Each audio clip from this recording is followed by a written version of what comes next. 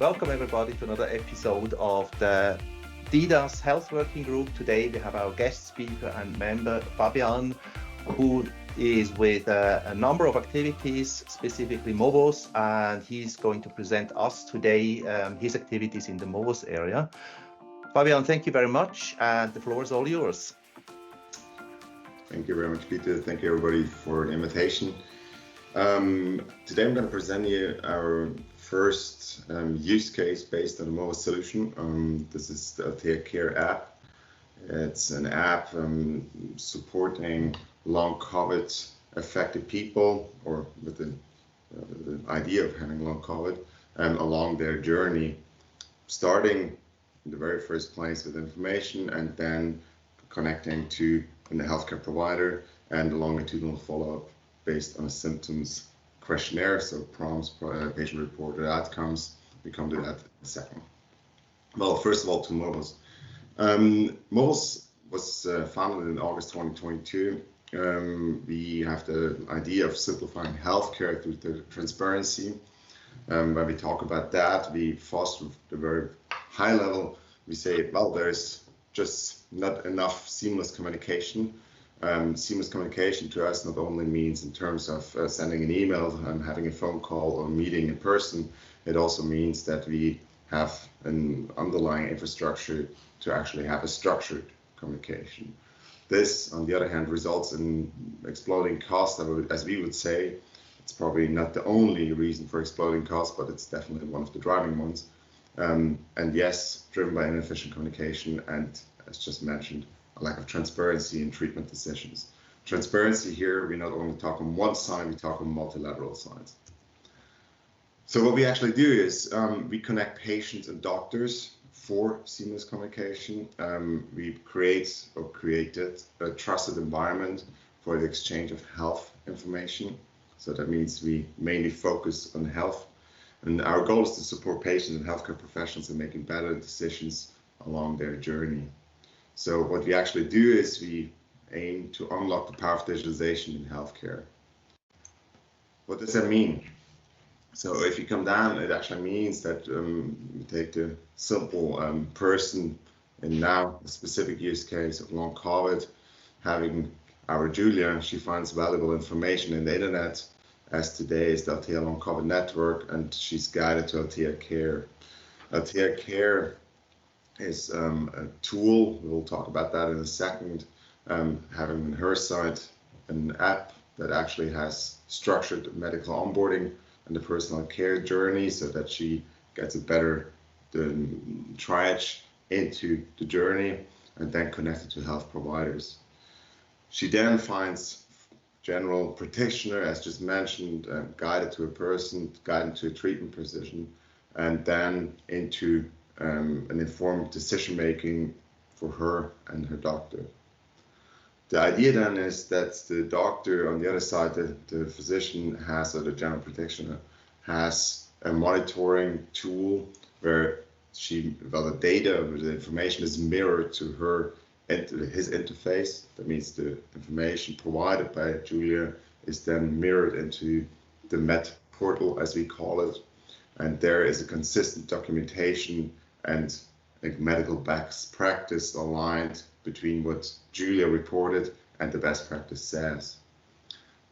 That's not that the information is stored in this Med portal, it's pushed from Julia to the Med portal.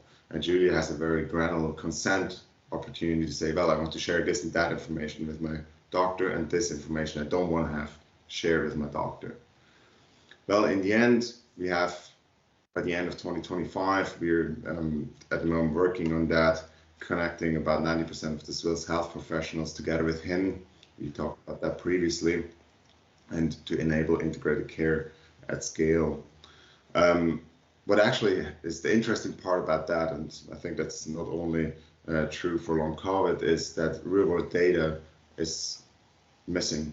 So at the moment, what we don't have in healthcare in many fields is what is actually happening based on a data truth, if you will. So there is truth in terms of evidence reported from one person to the other, but what is missing is actually the structured aggregation of this information. That's exactly what we're doing in the end. So we take not personalized, so it's not PII data, we take data generated from these journeys and have that then also available for other parties. We'll come back to that in a second. So in the end, what are the different tools that we're working with? It's on one hand, this app we just talked about, the app for Julia. Indeed, it's a white label solution. So the first use case is long COVID, but it's also usable in other fields. And then on the other hand, it is an interface for healthcare providers, web-based today, where this information then is aggregated, mirrored, and digestible also for the healthcare provider. In the end, we have three different products. One is this care portals, as I just mentioned, long COVID Altea, long COVID network. That's in the end an association, independent association, not controlled by movos. We do the work for it. We founded it, yes, but it's an independent organization built on non-profit, so it's not a profit organization. In the end, it's a disease awareness and self-management organization for specific indications, in this case, long COVID. Then the next one are care portals, the care companion and the app and the portal that we just talked about, the app for Julia and the portal for the healthcare provider. And the last one are care analytics. So that means we take the high level information that we got a consent for to aggregate and take this real world evidence for medtech, for pharma, for hospital groups, also public health authorities, and structure that and aggregate that to actually make better decisions at scale based on these different journeys, so the so-called real-world evidence. What we're actually doing, what we're fostering is integrated care. So we start with the disease awareness, if you will, on the very left-hand side, where we provide information and where we support people in decisions in the very early stage with a symptom, and then guide them through a structured journey with the end goal. Indeed, there are certain indications where there's not necessarily, well, by design, not a healing at the very end, but maybe a better living with the condition. So it's about supporting along a journey with structured data and with structured better support for decisions. We don't want to replace anything. Our goal is to connect the different silos today and make them interoperable.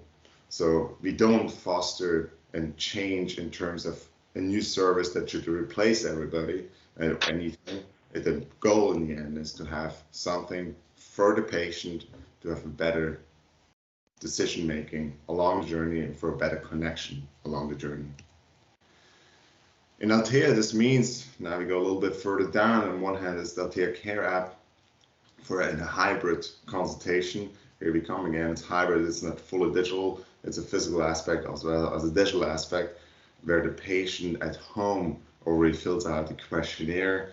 It's a very basic questionnaire. Well, it's a very complicated questionnaire at the moment, but it's just a start. We're further developing it, where the patient fills out a certain assessment for the indication on one hand, and on the other hand then is mirrored to the doctor, that he or she gets a better insight at the very early stage to the patient, to then longitudinally build up on this information and have a longitudinal perspective of the disease progress. So that means, on one hand, we have this knowledge aspect and disease awareness and self-management on the very left-hand side, a first assessment leading to a medical questionnaire, leading to a physical consultation, in the best case with the GP. Indeed, in long COVID today, it's more centralized in many cases, where a specific physician at a centralized institution looks at it, then a report and follow-ups. So the idea is to have then a structured follow-up to say, well, what was the very first stage and how did it evolve over time? How did the specific symptoms evolve over time? To have better evidence also for the patient as well as for doctors to report in case, for example, for an insurance, but also in case of the personal well-being, how you evolve and get some kind of objective base for decision making. And then a longitudinal companionship with a continuous engagement. The Med Portal now is further developed. At the moment, it's a rather basic thing, so that there's not much aggregation yet due to many reasons. The next Med Portal is about to come, and here we talk about an aggregation of different kind of clustering information where a patient can aggregate the basic questionnaires with further information. That's about to come by the end of the year, well, mid-year.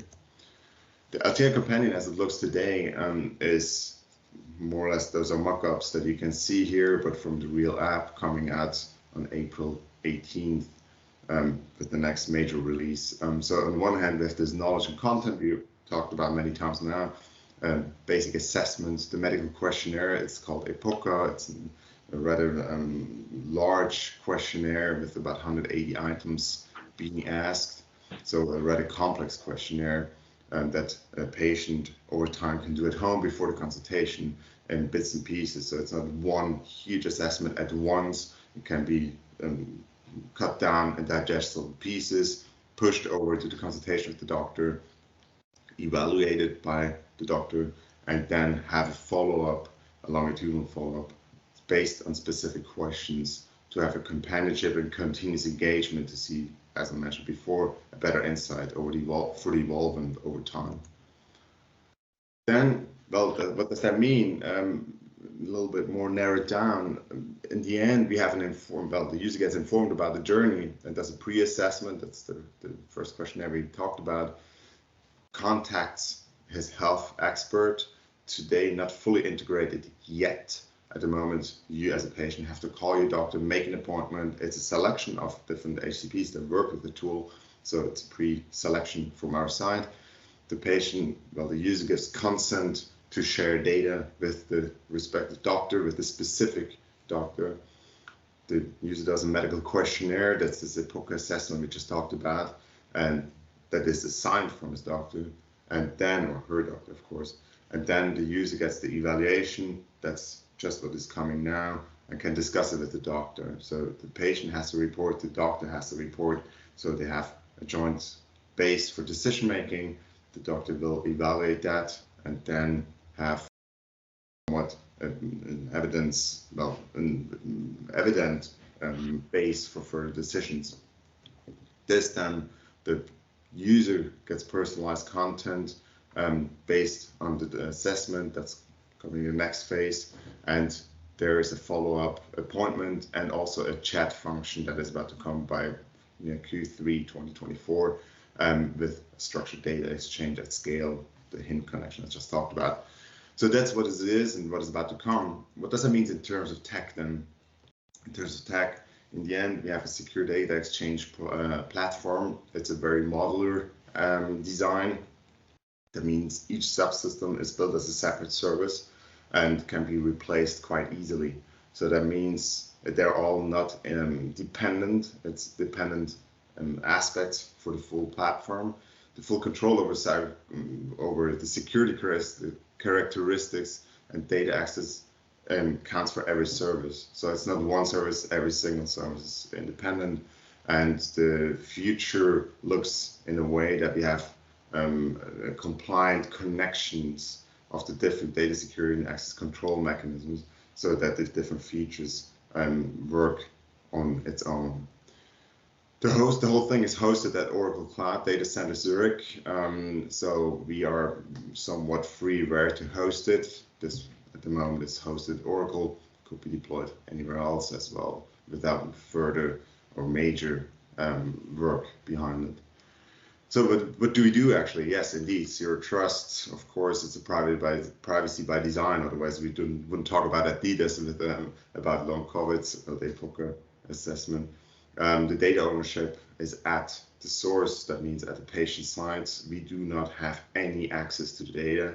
And when I mean that, I really do mean it. And that's also somewhat of a problematic situation if somebody says, well, could you please look at the data and then send it to a person XYZ? And say, no, it doesn't work. We don't have access to it. It's only you that has access. It's a transparency paradigm behind it. The whole thing is about to be certified at the moment. We're in the middle of the certification process. It's highly modular. and therefore also quite scalable. As at the moment we just built the nucleus and can build multiple different aspects on top of it. In the end, we have a two-layer data protection aspect. On one hand, there is the identity and the access management, and every data point is split at the source. So PII is separated from the actual data point. So we have anonymization and an encryption, different layers to it. Indeed, with the identity and access management on one hand, and the patient data management, the constant transparency log, with this different aspects, we come to a very granular and very strong data protection. Indeed, as always, there is not 100% security, but as we all can imagine, that's a pretty strong layer, if you will, and is far more compliant than what data protection laws at the moment require. Indeed, we would say it is very safe, and that's also being audited at the end. We're in the middle of the audit process. The data, if you will, has a revocable consent. I think that's quite an interesting aspect of the whole platform.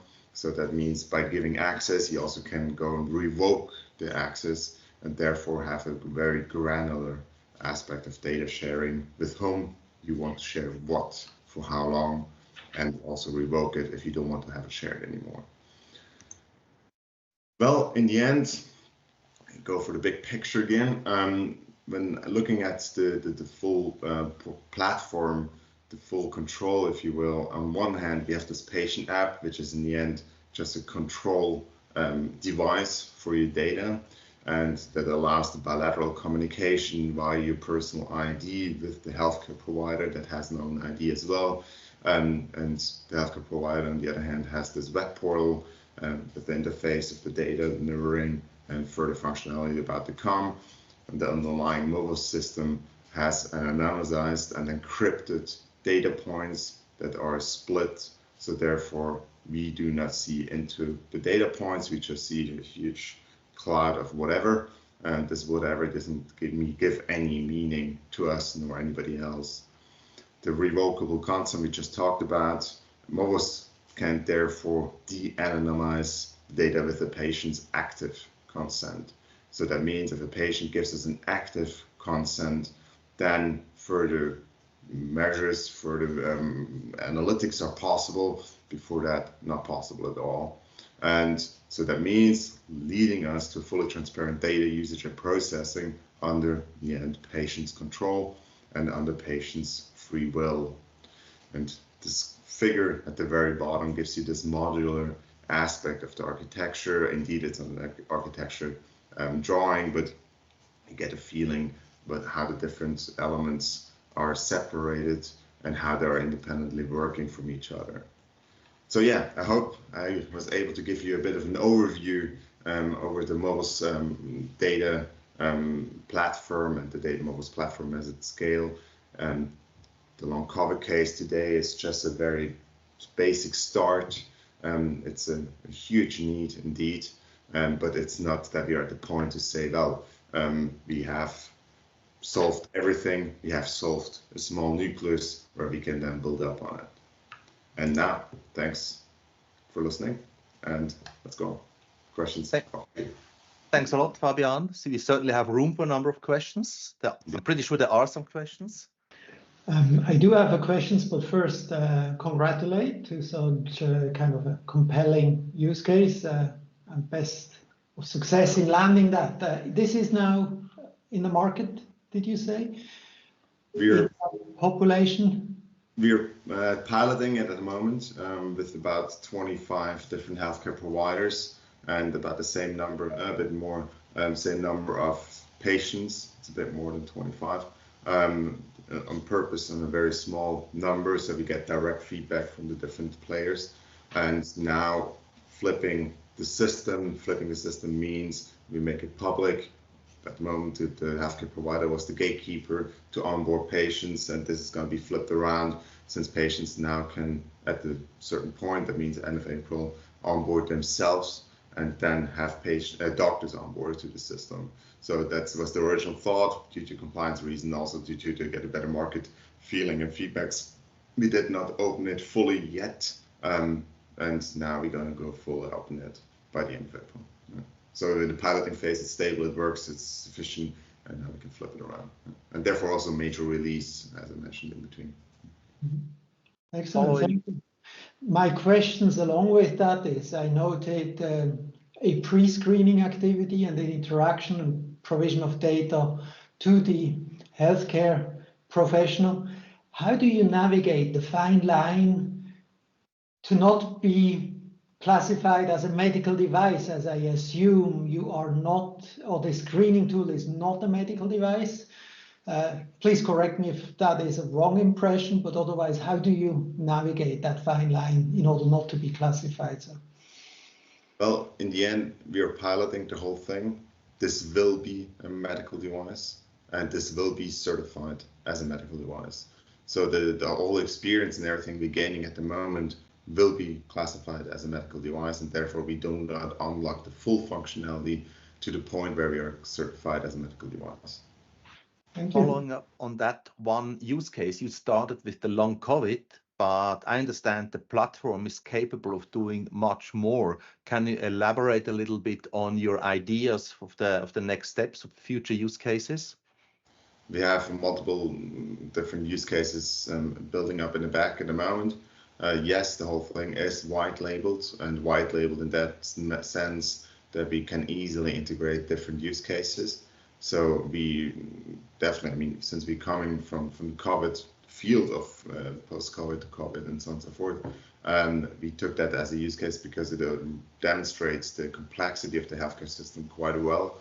And there's a huge need in it, and there's definitely a huge need for support. It's not a business case at all. It's not meant to be a business case. The idea behind it is to get support in a field where we are rooted and where we get a lot of experience based on our knowledge to then further work on the system and scale it to different other therapeutic areas. So of course we talk about chronic indications, but not necessarily only chronic indications. And since the infrastructure is built to integrate different services and to integrate different use cases, we do not see it as a competing element in the system. We see it as an integrating element of not interoperable different services. So at the moment, we're fully open if somebody wants to work with us and say, hey, look, we have a specific use case in mind where we would like to have the data platform at the bottom and have it integrated and connected with others. That's exactly what we're looking for. So yeah, longitudinal chronic indications, specifically at the moment in Switzerland, but not only limited to, because we can easily migrate the whole system. And as you mentioned, the business case in the healthcare system, as we all know, there is no lack of good ideas, but there is very often a lack of good financing. So how are you planning to make money with this approach? It's a long-term game, so it's not a short-term winning game. As I just mentioned, the system shall be open to everybody. What I can tell you, though, is that we will not monetize the whole thing at scale to the regular way. It's an indirect financing of the whole system, and in the end, it's about the real-world evidence. But what I know from previous discussion, it's not the idea to sell software, but to offer services. Exactly, it's a product approach and not a service approach. And one critical question, so that is for the time being, it's a separate systems, and specifically the general practitioners, they have their existing systems, and with using your system, they would have to use a separate system. So it's not integrated with their current systems. How do you address this difficulty?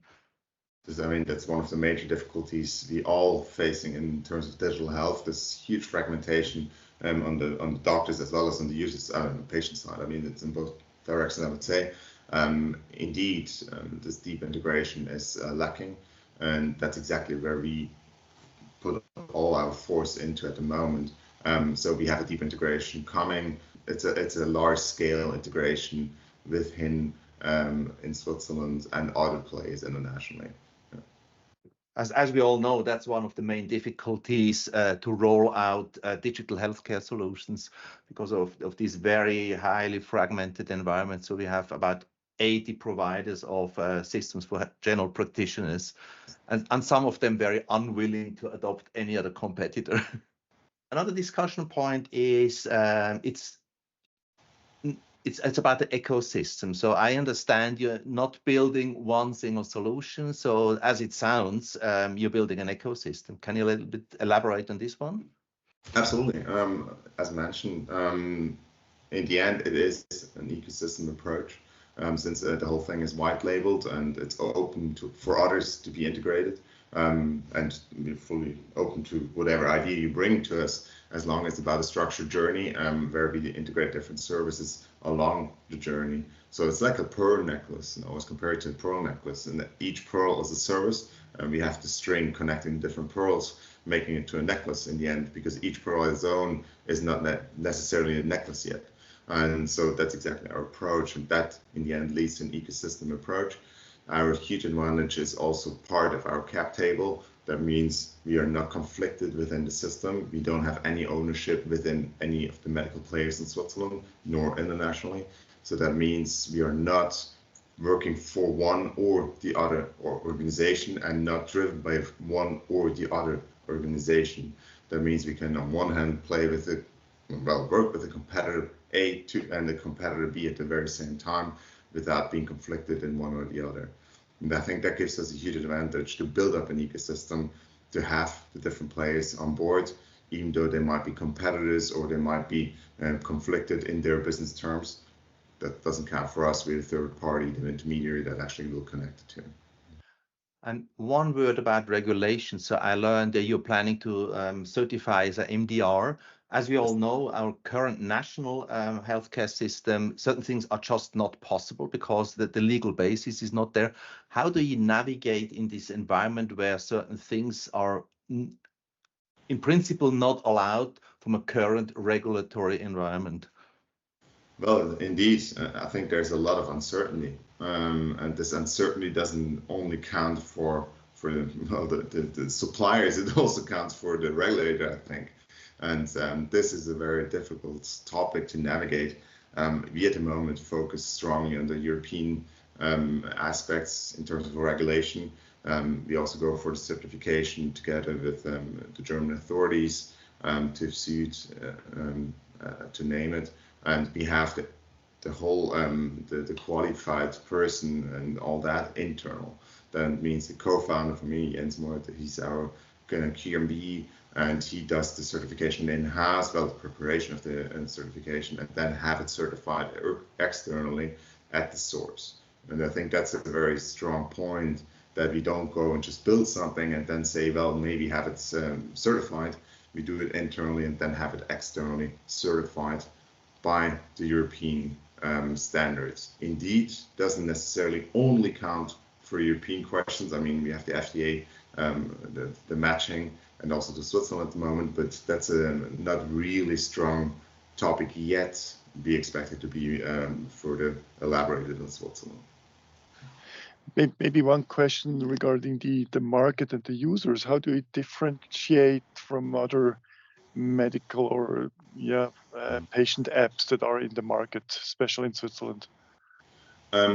As I just mentioned, I mean, in the end, good question, because what's the added value? The added value is that we do not build another silo within one different or one specific therapeutic area or a specific idea. Our goal is to have the different silos connected.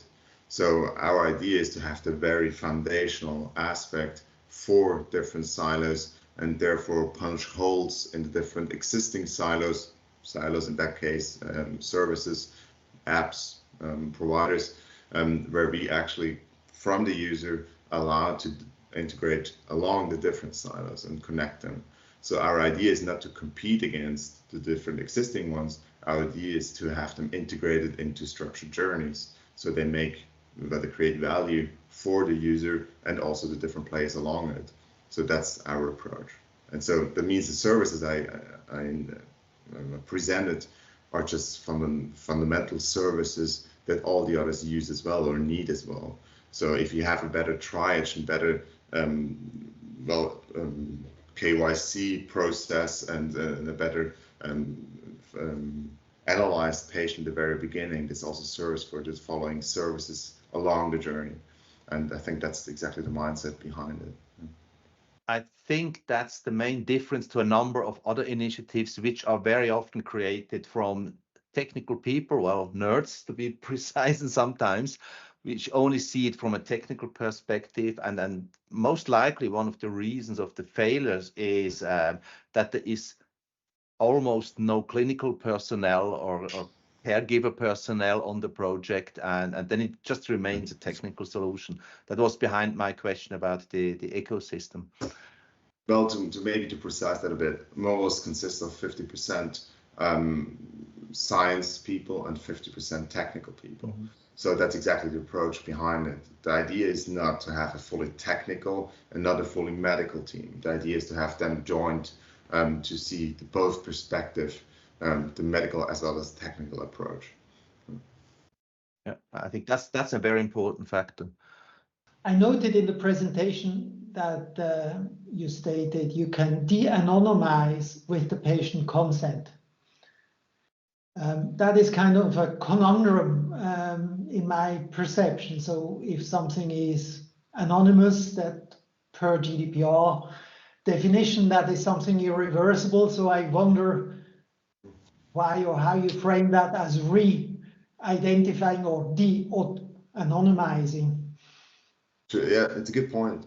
It's not about that we de-anonymize, it's about the sharing. Well, it leads to a de-anonymization. The point behind is that you can share the data also with us, for example, put it in a data clean room to have it then analyzed for real world evidence, for example, or also share with us and say, look, we want to share it as with another doctor and share with you, and therefore from our perspective becomes de-anonymized. It's not de-anonymized at the source that we say, well, you just open it up to us in happy times. That's the aspect of it. Okay, so then in that sense, it is probably closer to technically a recollection of personal data for a defined purpose then.